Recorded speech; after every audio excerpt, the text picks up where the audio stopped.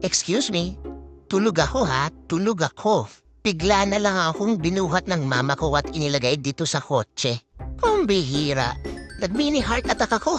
Sinaltik na naman tong mama ko at naisipan na namang lumabas. Pero syempre, tuta lang ako, anong karapatan kong tumanggi? Kapag nasa biyahe nga pala, excuse me, antok na antok pa ako. Anyway, mas gusto kong gumandong kay mama. Pakiramdam ko kasi kaya ko rin mag-drive eh. Pero teka, mama, yung totoo, taligo ka ba? O natural lang na amoy matanda ka? Ba't amoy kating ko dito? Baka lipat nga ng upuan. Nahilo ako bigla.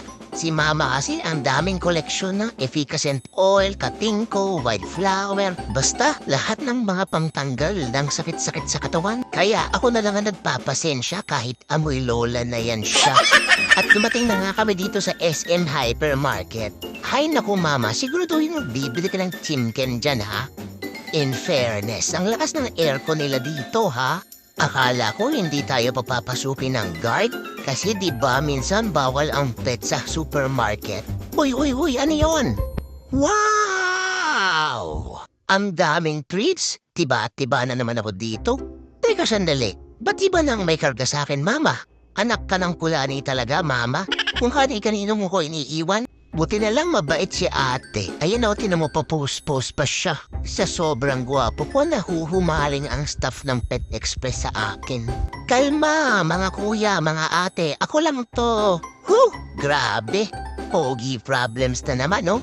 Mama, bilisan mo na dyan. Pinagkakaguluhan na ako ng mga fans ko dito. Alam mo namang suplado ako sa personal. O teka, bakit diaper lang yan, mama? Nasaan na ang chimken ko? Yung mga treats ko. Ang tagal-tagal natin dito, yan lang palang bibilihin mo. O siya, bayad na. Uuwi na naman akong sawi. Mukhang si Shopee Boy na lang talaga ang pag-asa ko para makabili ako ng chimken na yan. Umuwi na nga tayo. Itutulog ko na lang tong sama ng loob ko.